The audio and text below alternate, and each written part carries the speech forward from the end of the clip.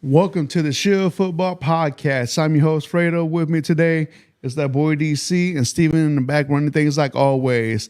The homie Jerron couldn't be in today. The work got caught up to him, but don't worry, my boy, we got you, man. DC, what up? What's good, man? What's going on, Fredo, man? You know, the wait's almost over, but it's kind of bittersweet, man. You know, the big game, the last game. Yeah. Then we got all these months in between till we get some more live football. But of course, we have other things to talk about in between there with the draft and all that stuff. But it's bittersweet. I'm excited, and I'm a little bit sad at the same time, Fredo. Boy, it just seems like the season flew by on us, man. Man, for real, this football season came back quick, went by quick.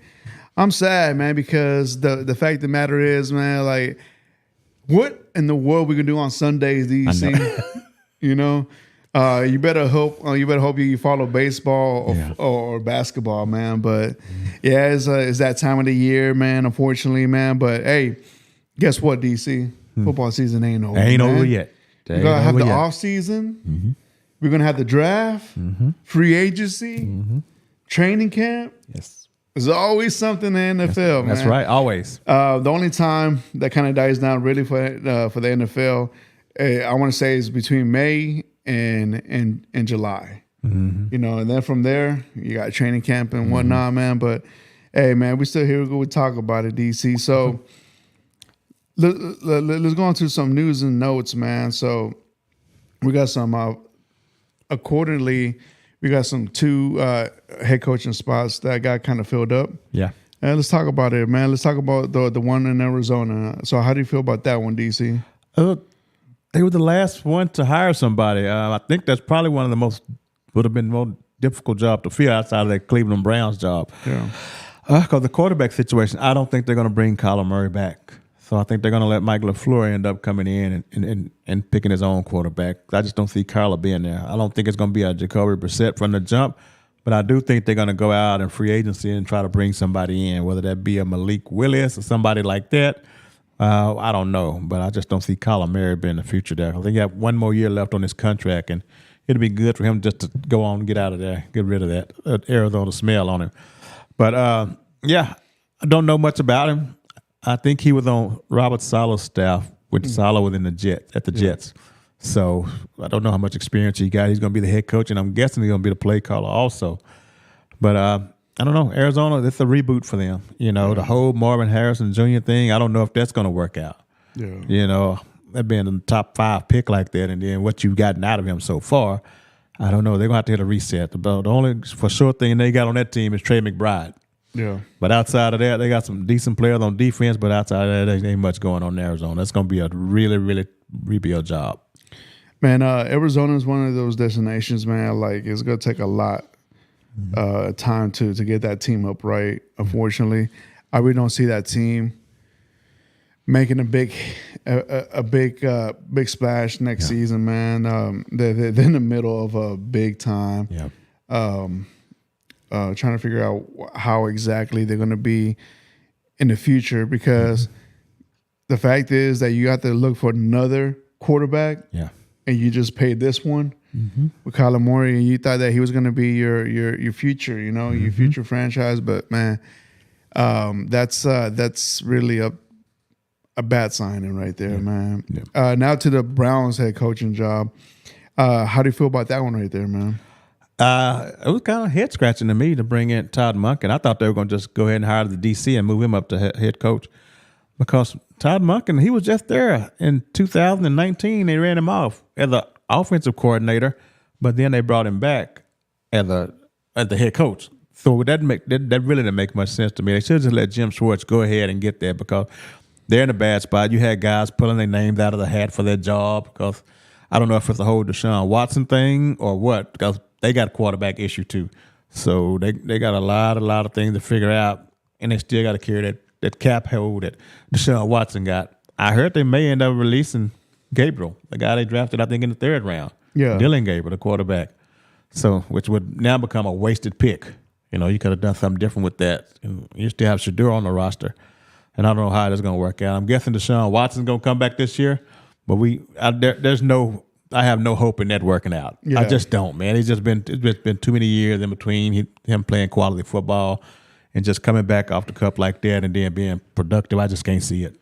So with the whole Deshaun thing, I know that that's gonna be the biggest. You could say payout. Mm-hmm. What's it, like 80 million plus, something like that. And this is the last year of his contract. Yeah. And I don't think he's played a full season. No. I was like, man, he robbed the shit out of the Browns, man. And the fact that the Browns paid him all that money and the Texans got their first round picks out of him. Yep. Boy, God, man, that's a tough organization to be a fan of right there. Man, the misery man, just keeps on going to the Browns. So what do you give that hiring as a grade? Man, that's a D to me. The Browns, that's a D. 'Cause like I said, they had Monken on the staff before, and they fired him as an OC. Then you bring him back as a head coach.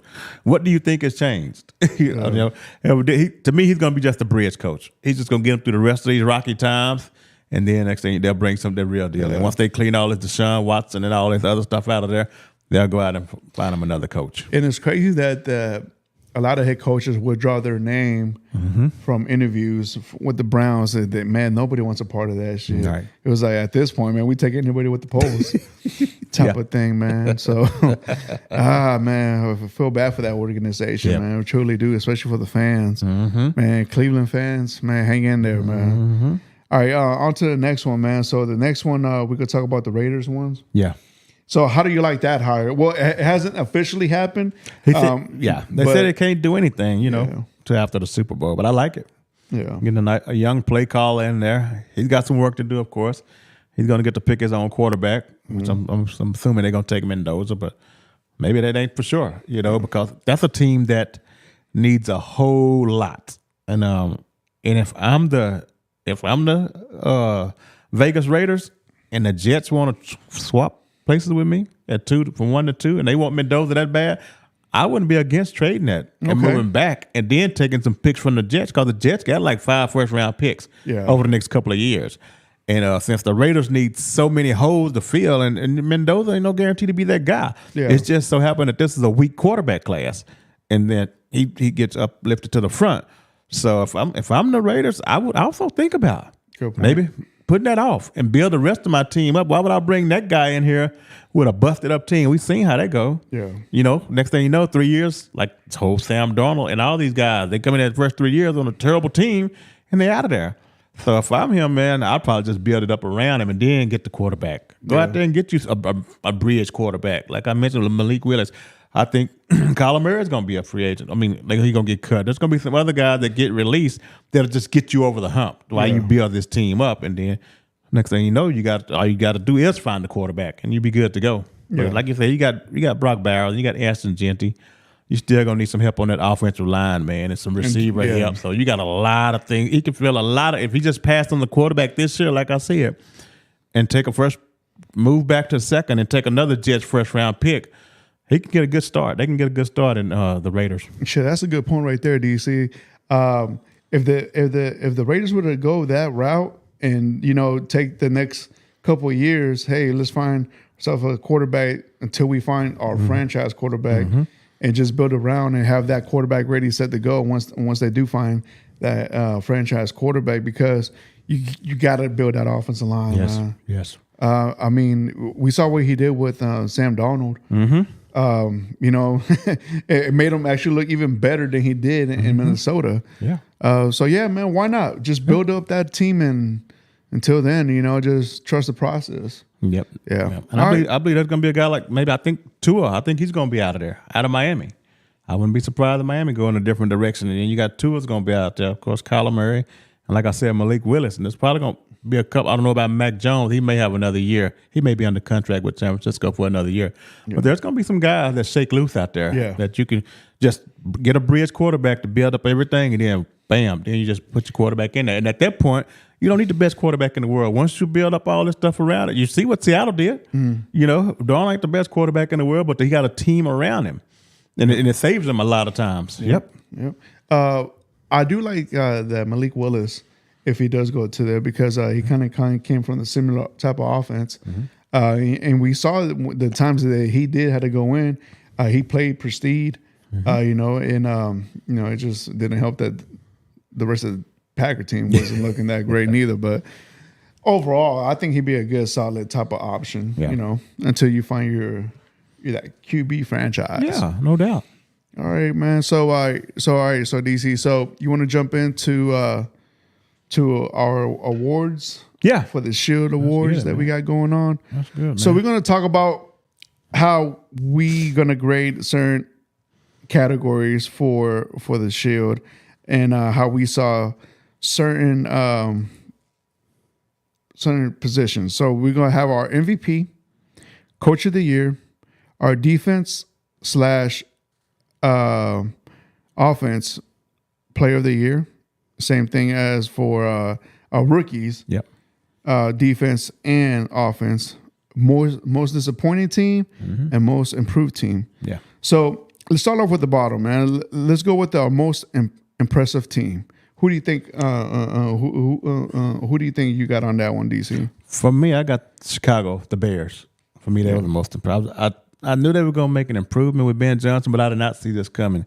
Because I remember there was a time in the middle of the year when it was about week 4 or 5, and then we looked up and we seen the schedule of like the next 5 or 6 games. We like, this is it for the Bears. They're going to fall. Ain't no way they're going to make it through that gauntlet. And I'll be damned. They made it through there. They beat a couple of teams like the Eagles and some more teams we didn't think they were going to beat.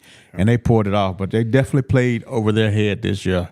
So that's the most impressive team for me this year. Yeah. For me, it's going to be the Seahawks, man. I picked them as my dark horse surprise team in the beginning of the season. Just the fact that how impressive they've been with the second-year head coach, first new year quarterback, and you got a new offensive coordinator with Clint Kubiak, and then your defense playing lights out this year. Number 1 defense, and then you know, and playing in that division alone, you got the Rams and you got the 49ers. That's a tough division to play in. Yes. So, and they've been solid on both sides of the ball. Yeah, that's my impressive team of the season. There you go. Yeah. All right. Now let's go to the most disappointing team. Who you got, DC? The Kansas City Chiefs. Ugh. The Kansas City Chiefs, man.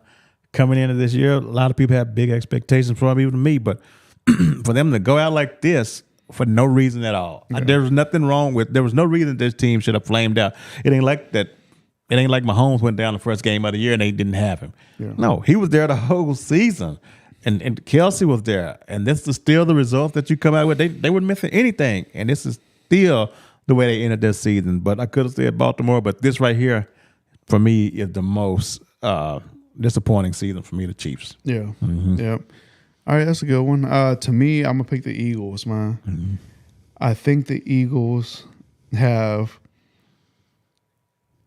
seen that they're a limited team, meaning that their offensive play calling is to crambles. Yeah. I think they only have about 2 pages worth of play calling, and each page has 3 plays, you know, and the fact is that even though they had Saquon Barkley, I feel like they didn't even use him as much as they did the last season. And I think what kept them afloat, it was the defense. Yes. But man, I had a high expectation of the Eagles representing the NFC, especially. God, man, they're just crambled, man, on the offensive side. And then you got that drama within the team. You got your franchise wide receiver getting in fights with your head coach out there, and your head coach is, you know, just acting childish every year. Yes. You know, I was like, he could have gotten away with it because he was winning all those Yes. games. But Yes. man, in the games that they did win, there was some of them barely winning. Yeah. Like towards the end of the fourth quarter. Yeah. If not, was it the other team screwing it up for them? But that's an alarming team. I don't think they're gonna be back on top, man. Now listen to find a good offensive coordinator, which they didn't. So yeah, like that. That was my disappointing team. Yeah, that's good. Yeah, That's a good one. all right, so now let's go to our offense / defense rookie of the year. So who do you got, DC? For my defensive rookie of the year, I'm going with Nick Emenwari, defensive back with Seattle, man. I liked him a lot in the draft. He had good size, man, and he fit right into McDonald's scheme, man. He's made some big plays for that defense this year, man. And I think they got a steal. He's a second-round pick. He's probably a top 12 player out of that draft. Now, when we're looking back at it, and Seahawks got him one. Good shout out to that GM Snyder. But yeah, that's gonna be my defensive rookie of the year, Nick Emenwari. Okay. Yep. And my offense is gonna be Ted McMillan. He was able to put up some kind of way about 1,000 yards in that offense. Yeah. With Bryce Young throwing it to him. And with Bryce Young only throwing the ball, I bet you an average of maybe 20, 21 times a game because they just didn't turn him loose unless the game script said so. But for him to put up those type of numbers, man, in that offense, I got to give it to him. And he's got the future's bright for him. Yeah. Whether they stick with Bryce or whatever, man, he's still putting up numbers in a not a really good offense. So yeah, he's going to be good in the future. So me and you have the same one when it comes to the rookie. Now to the defense, I'm gonna go with Carson. Schwetzinger. From Cleveland. Cleveland, yes. So I'm gonna go with him as my defensive rookie of the year. He had some solid hits, bro. Yeah, he probably going to get it. Yeah.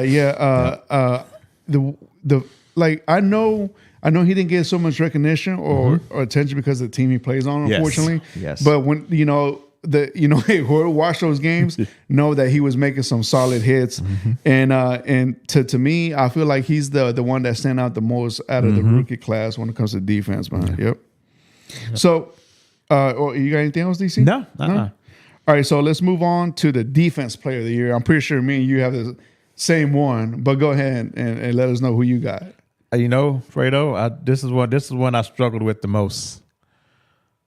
But I'm going Will Anderson. Oh. I'm going Will Anderson. It was between him and Myles Garrett. I know Myles Garrett broke the record, and he's probably going to get it because he broke the record. But Will Anderson, man, monster, man. That's my defensive player of the year. Yeah. I know they're going to give it to Myles, but I'm going with Will Anderson. Man, you know what, DC? Coming in here, I was saying the same thing too. I was like, man, Will Anderson just have a better, more stats within, besides the sack record, but the stats, the tackle hits, the tackle for loss, pressure on QB, besides the sack record. I mean, he was a good runner-up, but I came here, Myles Garrett. Myles Garrett, man. What he did, especially with that shitty team of the Browns, man. So, I mean, I got to give up to him. Man, yeah. Yep. All right. I'm moving on to the offense side. Okay. Who do you got on the offense of the year? I had JSN. Man, Jackson Smith, man. Yeah. There was no other way. Puka was close. Their numbers are very eerily similar, man, but I went with JSN, man. I knew Puka could do it. I've seen Puka do it before. Yeah. But to see JSN come out there and do what he did this year in a season where some people thought the offense was going to take a step back. There were some people that got upset when Geno didn't want to be there, and they moved on from Geno and they brought in Sam Darnold. But this guy, and they got rid of DK Metcalf, this guy just stepped right up into it. That's one of the best things they could have did was trade DK Metcalf to the Steelers. Now he opened it up for JSN. So, yeah, he's going to be my offensive player of the year, man. Yeah. What he did was just amazing, man, and I can't wait to see him going forward. Same thing. Puka Nakua was my runner-up, but my first one is Jason. Yeah. Just what he did with Seattle, man. You got to understand the fact that you're playing with the journeyman quarterback. Yes. With the What the play call? What first year play caller? Hey, was Clint Kubiak a second year or first year? There, his first year. Yeah, his first year, right? Mm-hmm. And and just that pressure of you replacing DK Metcalf and all that. That's a lot of pressure, dude. Yeah. And man, his route running was prestige this year, man. Yeah. Cocky little sucker out there too, man. I like it, man. I like it. All right, so now we go to the MVP. Mm-hmm. DC, who do you got?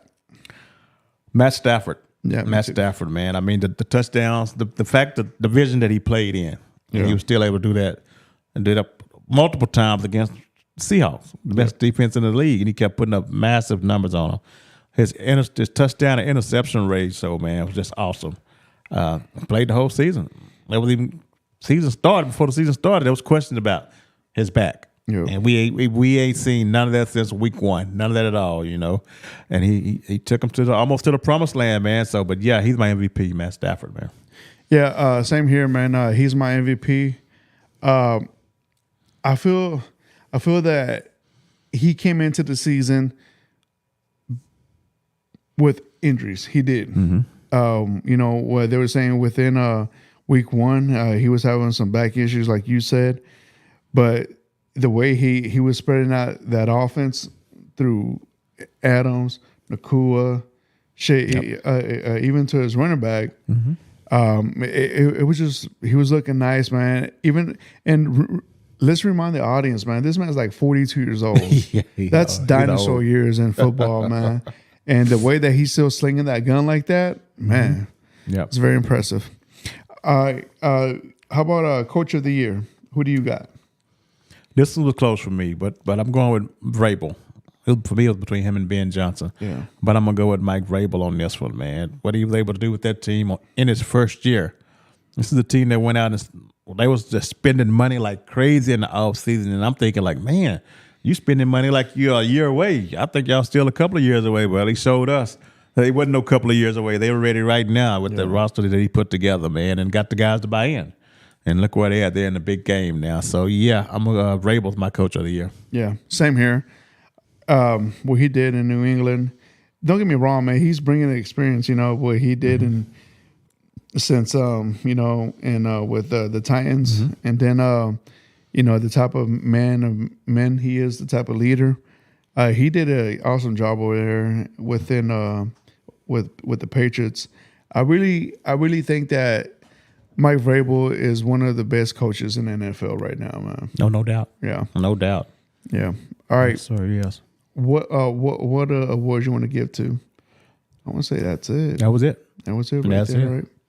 That is it, man. For sure. So now let's talk about the game, the big game. Mm-hmm. So this big game coming up, we have the Seahawks versus the Patriots in San Francisco. 5:30 start time locally here in Central. DC, what are the keys from each team to win the game? So let's start off with the Patriots, man. What is the key victories for the Patriots to win this game? The Patriots, their defensive line is going to have to get pressure on Sam Darnold. That's going to be one of the main things they do, to put some pressure on Sam Darnold and try to make him make the mistakes. And of course, with the Patriots on offense, they're gonna have to try to find a way to get Trevion Henderson going. I know Vrabel loved the other guy, Ramondre Stevenson, but you got to find a way to get Trevion Henderson some touches in space and just see if he can break one, and take it to the house. You can only run Stevenson up in the gut so many times. And throw him screen passes. But with that front seven that Seattle's going to be bringing, man, you're going to have to fool them. You got to get them off guard and, get them off kilter a little bit to sneak up on them. Because if you go in there basic, you can't do it. And Drake May, just play your game. If you need to run, take off and run. Ain't no reason to force nothing. Use your legs because you got them, use them. There's nothing to save anything for. This is the last game. Go all out. If you got to run it 20 times, go. If it opens up, you take it. Yeah. Yep. And don't be forcing anything. Like I say, this is a game. There's no reason to hold anything back for these guys. So, but that's what it's going to take. But the main thing is the Patriots defensive line has got to hold up. and put some pressure on Sam Darnold. And if they can find a way to contain JSN, I don't know if they're going to try to double team him or what, but they got to figure out a way to contain him also. And they got a nice Christian Gonzalez. They got a nice cornerback. Yeah. But it's still going to be, tough duty to stick with JSN. Yeah, so to me, it's easy, man. Take care of the ball. Mm-hmm. You know, like that could go for any team, but take care of the ball because they're beginning lucky that the other teams have been making more mistakes than they have, but they're not too far behind either from making those mental errors as well. To me, we know the best quarterback in this game is Drake May, especially this year. Drake May has thrown 492 over 354. He's completed 354 out of 492. He makes more completions. Yeah. Touchdowns. Drake May has 31. Sam Darnold has 25. Interceptions. Drake May has 8. Sam Darnold has 14. Yep. So keep doing what you're doing, Drake May. Take care of the ball. All season you have been, man. The fact that you've been throwing over 30 touchdowns and less than double digit on interceptions. There you go. That's a good testament right there. What kind of quarterback you are. Now the defensive side from the Patriots. Hey man, bring pressure. Do not let Sam Darnold throw that ball. Make him run the ball, but don't make him throw it. If he throws it, you know he's going to throw it to JSN. Yep. And so yeah. Now let's go to the other side of the field. You got the Seahawks. What are their key victories to win? Just take care of the ball. You don't have to get fancy, like you said about Drake May. Sam Darnold, take care of the ball. Turn around, give it to your running back. You know, he been good ever since Charbonnet went down. We knew he was good, Kenneth Walker. Now he got the backfield to himself. Take advantage of it. I mean, he can catch the ball, run the ball, whatever. But just don't get to the situation where you get behind and you have to have Darnold to bring you back. Just take care of the ball. Don't give the other team those short fields, and you should be fine. You've been doing this for the last few weeks.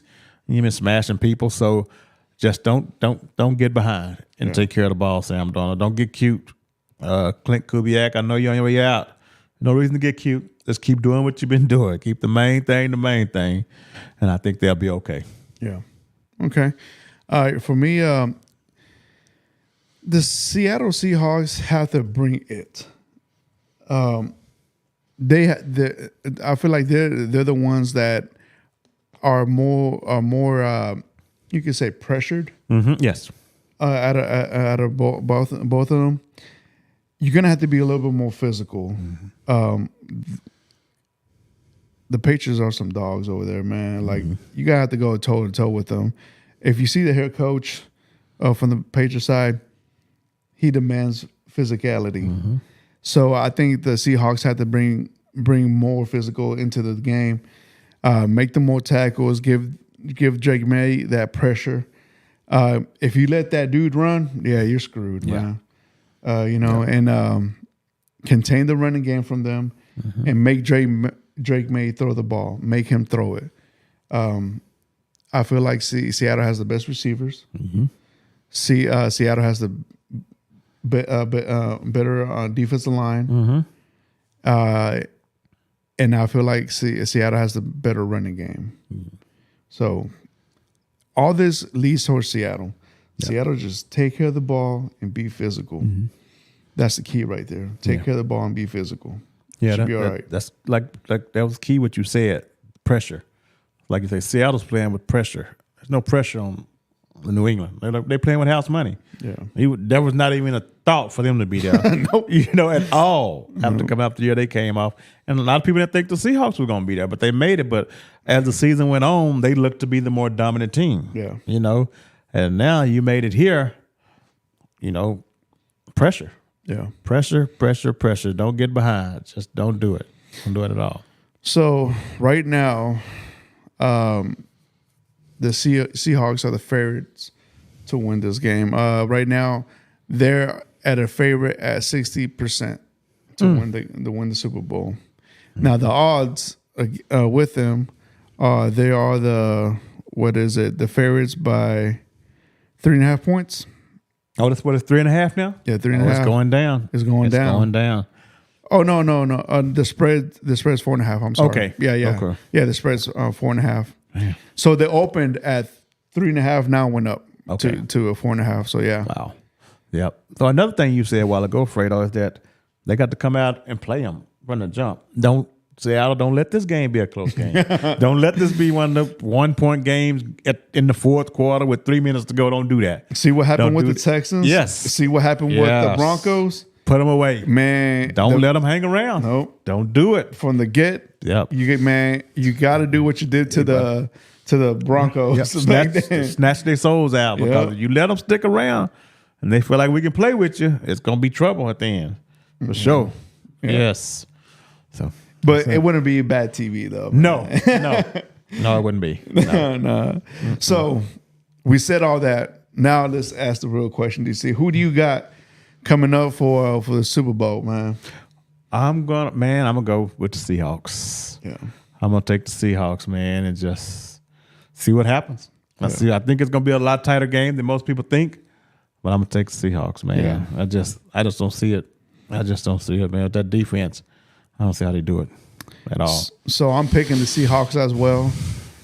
Seahawks is just a better team, man. But the only thing that worries me is the coaching. That's it. Mm-hmm. Because Vrabel, I mean, he just been around the game for so longer, man. Since Ohio State, player as the within the Patriots, and then he's been an assistant coach. Yeah, he's been a defensive coordinator, head coach, and now, man, it's like he's like the shot caller in New England now. Mm-hmm. So I think Vrabel was gonna come with it, man. Yeah, I know it, Fredo. For some reason, man. But that's the only thing that worries me is the coaching. Yes, But yes, but I'm gonna take Seattle though, man. Yeah. I'm gonna take Seattle. Yes, Seattle. So we talked about this on off air, but let's talk about it in air. So we're a Houston-based podcast, mm-hmm. and we got a little legend of a sports figure in here, and he also sells mattresses. So a local man named Mattress Mac. If you follow the Astros, you know who we're talking about. If you bought any gallery furniture from him, you know who he is. But this man bet $2 million on the Patriots to win. DC, does he know something that we don't know, man? I don't know. He knows something we don't know. He's just bored to go out there and drop that kind of money at a Super Bowl, man. That's the kind of money that can make lines move. But man, to have that kind of cash to just go and bet on the team in the Super Bowl, because I don't know, because the payout would be big. Oh my goodness! If he hits it, yes, massive. For sure he's gonna double his money. Oh, ain't no doubt. If that happens, because the odds are way against him, though. Wow. That's tough. That is tough. Like I said, I'm like you. I don't know, Fredo. Maybe no. Maybe he's selling too much furniture. He's selling too much furniture. That's why he's making all them bets, man. I don't know, man. But to me, it's like you have to hear something, man. Yeah. That's crazy to me, man. Mm-hmm. But yeah. All right, DC. So what else? You got to talk. You know what? I was thinking about this game, Fredo. I wish the NFL would do it, man. Specifically with these two teams, I think it'd work out. It'd be a beautiful thing. I think in the Super Bowl, the NFL should make both of these teams wear their throwback jerseys. The Patriots and the Seahawks. Yeah. They should make them go wear them throwback jerseys in the Super Bowl, man. Yeah. I think that'd be awesome, man. Because I like both of their throwback jerseys.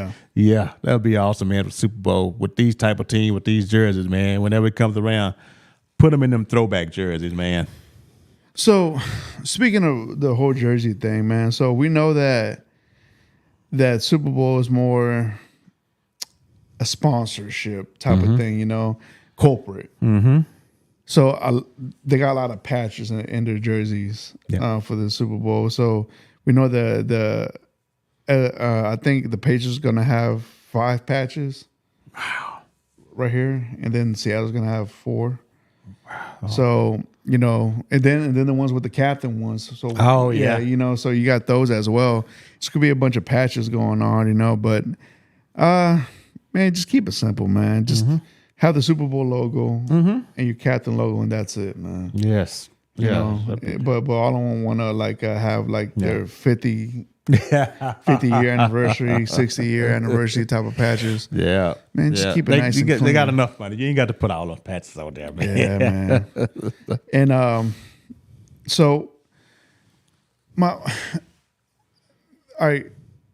If it was because you said that if there was one thing you could change, you said be the uniforms, or the throwback ones. Are you one of those people that you think they should move the Super Bowl for a Saturday game instead of a Sunday? Or do you like the Sunday game? I don't have a problem with the Sunday because, game. it's considered to be almost like a holiday. Yes. A lot of people do call in the next day. Yes. Because of it. But if they did move it to Saturday, I wouldn't be mad. Yeah. But see, you've been off on Mondays for years, so yeah, it ain't matter for you. Yeah. No. To me, it don't matter. It don't matter. But people that got regular jobs. Yeah. I wouldn't be mad, but I'm not gonna get mad if they don't. But either way, I'll be good. Yeah. But if they did move it to Saturday, just make it a bigger party. I think it would. Yeah, man. it'd be a bigger party. Yeah, it'd be a real holiday. Yeah, exactly. I think Saturday would be the perfect day for a Super Bowl. Yeah, man. And go ahead. Alfredo, what's gonna be some of your go-to foods for Super Bowl? What type of wings, ribs? Okay, hamburgers, hot dogs. So you're asking me a fat boy question. So my favorite food for sure be wings. What kind of wings? I prefer lemon pepper. Yeah. Or a mango habanero. Now, I kind of judge people upon this. Are you a ranch guy or a blue cheese guy? I'm a ranch guy, Fredo. Ah, shit. And you're a blue cheese guy. I'm a blue cheese guy. Yeah, I know it. I judge people for that. Yeah. Man, but don't get me wrong, man. Like when I was a kid, I used to like ranch, but I'm an adult now, so I like blue cheese. But that's just me. All right. So besides wings, what do you like to have? What do you like? You like wings or wings? Yeah. Mine gonna be hot. Hot. And mango habanero. Okay. Both of those, man, and a nice slab of ribs. Some ribs, man. A lot of finger foods. Yeah, might have some cheese dip, queso. Put a little meat in there. Yeah. Okay. So all right. Me, I don't drink, but what's your drink in hand? I'm gonna have some Bud Light, and I'm also have some bourbon. Okay. Bud Light and bourbon. Some bourbon, yeah, for sure, man. Okay. How about this? Do you like you like the Super Bowl you like to watch that with people that know football or people that don't know football? Absolutely, Fredo. If I go too big of a crowd, we need to separate. Because you just there just to chit chat, I don't need to be there.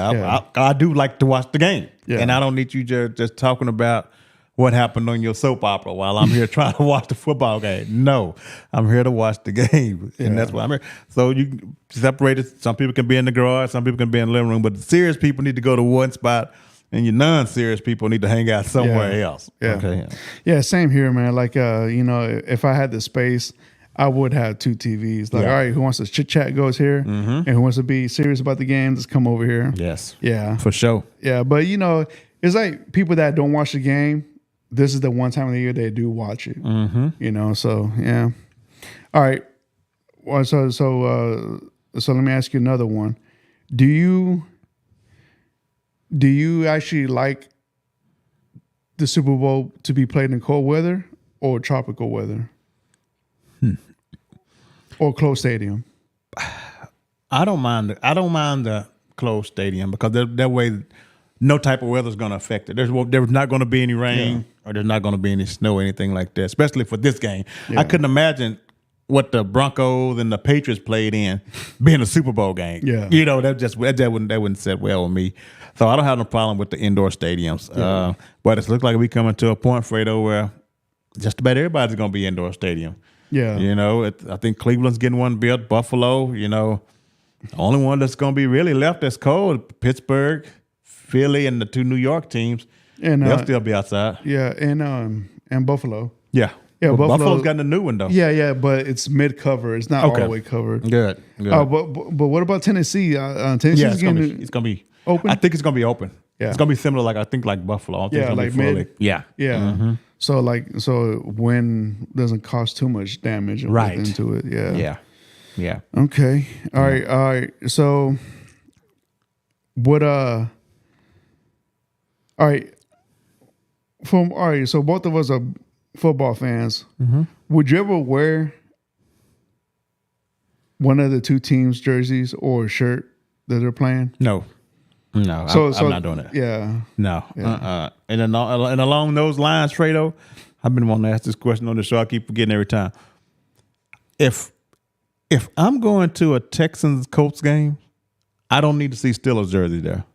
I don't need to see Packers jersey there. The only jersey I want to see at that game is a Texans or a Colts jersey. I never understood why I'm going to that game and I wear a totally different team jersey. To me, that makes no sense. Yeah. Why would I wear a Green Bay Packers jersey to a Colts Texans game? Yeah. I don't know. You can do that in your basement. Yeah. Leave that at the house. That just never made no sense. Neither one of those teams are playing.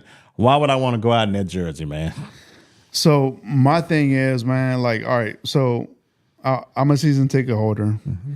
Every time I go to that damn stadium, whoever the Texans are playing, you always see a team that is not playing at that stadium. Mm-hmm. And I'm not trying to throw this team underneath the bus, but there's always a Cowboys fan wearing their fucking jerseys over there. You know, like, is you never miss them. It's like, it's right there. We're at the bar. Even in training camp, Jerron was with me one time. Jerron didn't wear nothing cowboy. And there was a cowboy person there with cowboy gear at the Texans training camp. Yeah, the Texans training camp. Oh, my God. That's how it is. Oh, my God.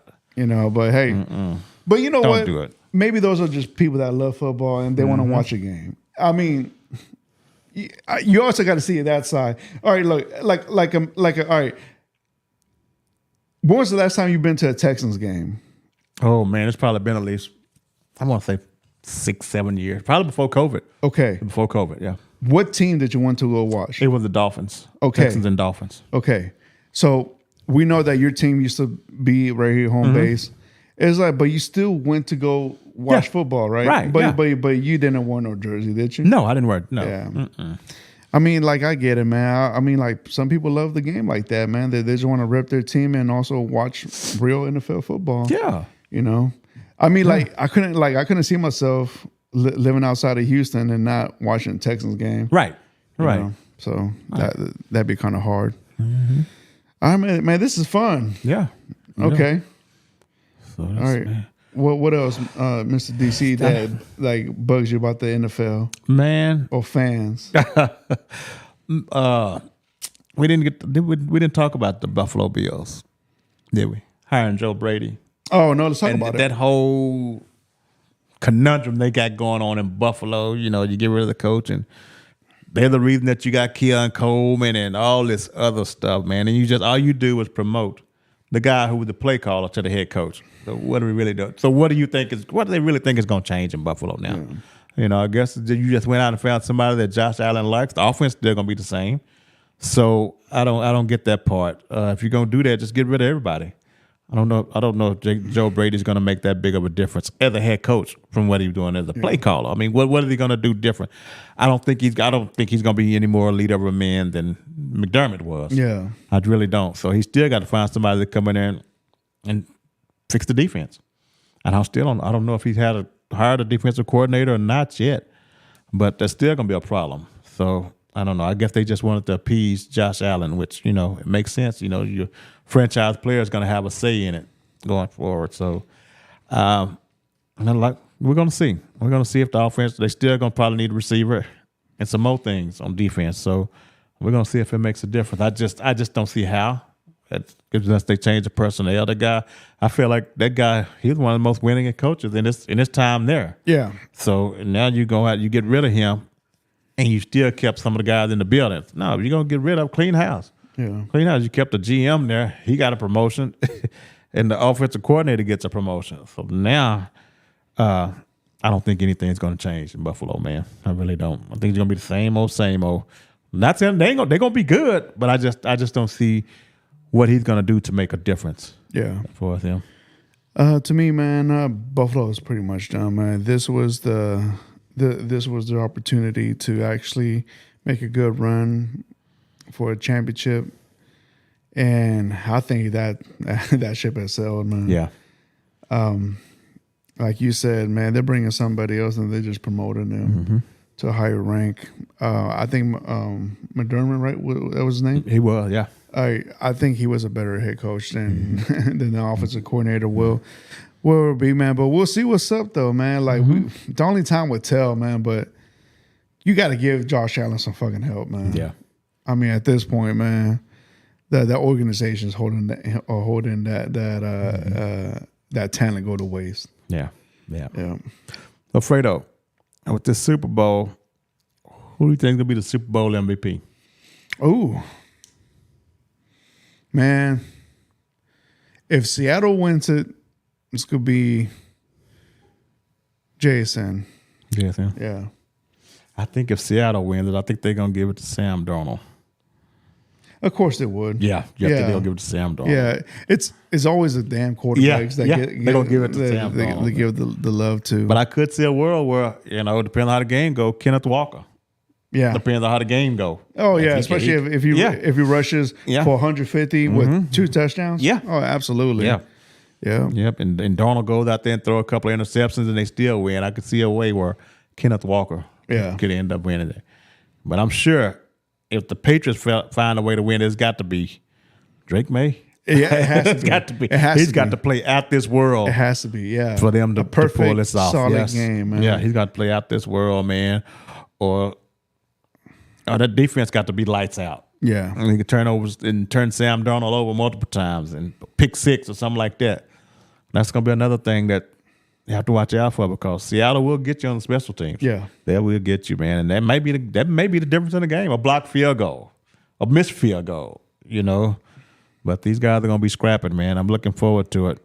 They're 2 scrappy defenses for sure. Man, we'll see what happens. Let me check the weather on San Francisco, man, because we know San Francisco is not a tropical place, man. No. But I'm guessing about 60. Something like that. I think it's gonna be colder than that, man. Yeah, when the sun goes down, I'm sure. Yeah. So, but I don't think there's no rain or nothing like that gonna be a factor. Oh, it's funny you said that. 50% chance of rain. Yeah, in the Super Bowl over there. Like, so if it starts, all right. So by then it should be clearing off, but it's gonna be in the 60s. No, 50s. I'm sorry, 50s. Yeah. And mind you, too, man, it's gonna be a lot of sun. Yeah. So that's big. Because it's 3:30 there. Yeah. Remember, it's gonna be 5:30 for us. Yeah. So that's 2 hours behind us. Yeah. Yeah. That's gonna be weird. Mm-hmm. You know what I mean? Like, imagine somebody from the East Coast watching, like, man, like, oh shit, they got sun over there. It just lets you know how big this country is, man. Yeah. It'll be pitch black on the East Coast, and they still got daylight. And the one thing I don't like about that stadium What's that? is that one half of the field is dark and the other half is clear, and I hate that. Oh man, I really hate that, man. They should have at least started the game over there locally over there, San Francisco, at least by 6 o'clock. Yeah, it's just gonna suck, man. Yeah. Yeah. But hopefully it's a good game. Yeah, that's all we can hope for. Yep. What else, man? I don't know, man. No, that's it. No, that's it. Steven? You doing anything big, man? As far as the group you're gonna hang out with? Well, I'm gonna be on a cruise. Oh, that's right. I forgot. That's right. Yeah, you're gonna be with a real big group. Yeah. Oh man, you got to find you a spot, Fredo. Yeah. For sure. Yeah. With the real fans. Yeah. Yeah. No, man. Like, man, it's all about having a good time, man. Yeah. I don't have no fight and I don't have a dog in this fight, man. So to me, man, like, I'm gonna have a big ass screen TV I'm gonna be looking at, man. So now I'm gonna be good, dude. Oh, yeah. You're gonna be real good. Yeah. Steven, you got anything? Nope. All right, man. Let's wrap it up, Steven. Thank you for tuning in to the Shiv Football Podcast. We'll be back next week. Well, I won't. But hopefully Jerron and DC will be back over here and Steven. But till then, take care of your mental health, love yourself, and peace. And see you next week. Later.